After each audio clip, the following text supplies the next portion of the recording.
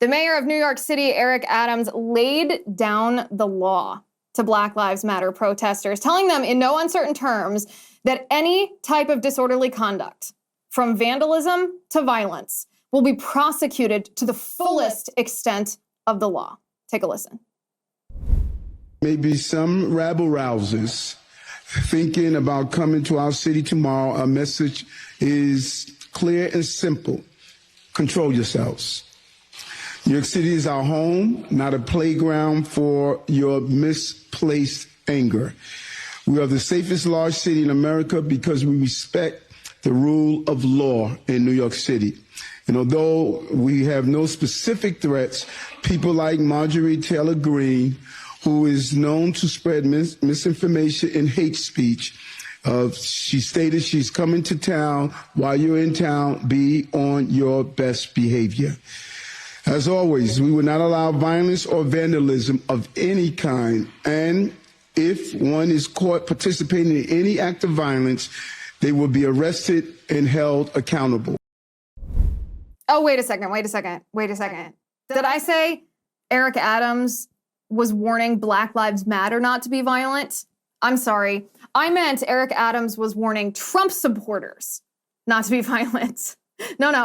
Eric Adams never warned Black Lives Matter to control themselves. Eric Adams never warned Black Lives Matter not to commit vandalism or violence. Eric Adams never excoriated Black Lives Matter for their so-called misplaced anger.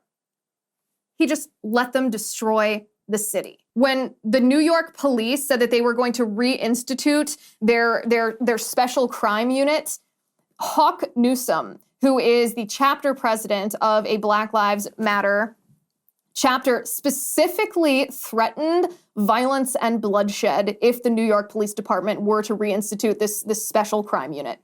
Violence and bloodshed. He verbally threatened this. And yet, Eric Adams says Trump supporters should control themselves. Trump supporters should control themselves. Listen, if I'm a Trump supporter, I'm pretty nervous about being in New York City. I'm not sure that I'm going to take part in any kind of rally, any kind of protest, as righteously indignant and as angry as we all are today. I'm not sure I take part in those kind of protests because haven't we already seen how the radical left treats us? Haven't we already seen how these neo-Marxists in government treated the January 6th protesters? Even the ones that did basically nothing. And what did they get in return? Some of them are still rotting in prison pre-trial in solitary confinement 2 years later. They were entrapped by the feds. There was a prosecutor who admitted that feds helped provoke the January 6th riots, or the few people associated with the otherwise peaceful protests who engaged in vandalism and violence. I don't think so. No, thank you. So here's the other thing. The other thing is in New York City, after the Black Lives Matter riots that cost hundreds of thousands of dollars, in fact, a lot of the crimes that were committed, it was looting. High-end stores were looted on Fifth Avenue by these Black Lives Matter protests because remember, they're all about justice. They're all about equality under the law. They're all about stopping police violence. They're all about racial equity. No. They just want their expensive purses and their shoes, and they don't want to pay for it. So they're going to break the glass of the stores. They're going to go in like common thugs. They're going to steal those items, and they're going to run away, and they're going to pretend that they did this all for Black Lives Matter. I don't think so. There were 2 lawyers associated with the Black Lives Matter riots in New York City that committed acts of terrorism, not just vandalism, which is bad enough, not just violence, which is horrendous enough, not just robbery, this looting, which is bad enough. These 2 lawyers, a man and a woman, committed an act of terrorism. They took a Molotov cocktail, which is a type of bomb, an explosive, and they threw this Molotov cocktail at a New York City police car. It exploded the police car. The police car went up in flames. It was an effective terrorist attack. Now, fortunately, this police car was empty at the time. The police officer or officers were not in the car at the time. So these officers weren't either injured to the extreme, brutally burned or killed.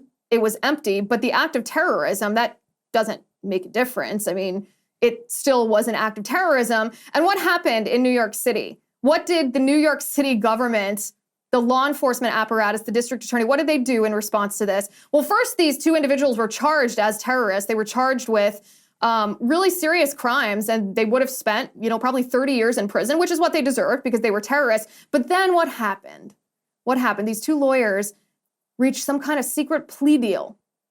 Some secret plea deal where they pled down to just, some sort of piddly little charges, and they pled guilty to the charges so it didn't have to go to trial. And what was their sentence? 1 year and 1 day in prison.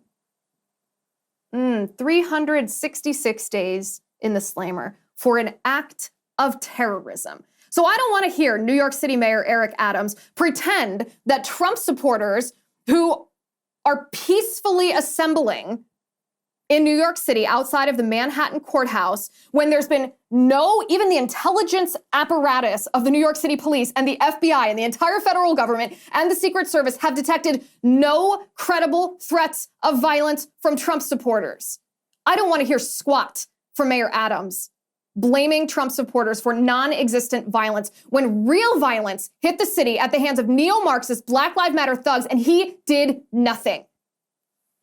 Nothing at all. What's happening today is selective enforcement of the law. The Black Lives Matter comparison with Trump supporters, that's an example of it. But this is rampant.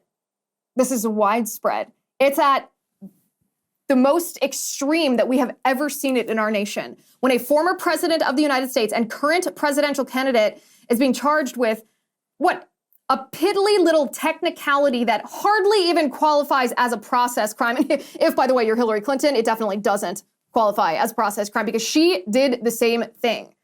Remember what the technicality here is. The technicality is that Trump, on his paperwork, said that the payments that he was repaying Michael Cohen after Michael Cohen paid Stormy Daniels, whose real name is Stephanie Clifford, this hush money payment to make her quiet about this alleged affair that she had accused Trump of engaging in, which, by the way, Stormy Daniels later recanted and said, actually, no, it wasn't true. So what this was is it wasn't even a hush money payment. This was a nuisance payment. A woman was levying a false allegation against President Trump that could have harmed his reputation and harmed his marriage, and he paid her off to shut her up because she's a liar.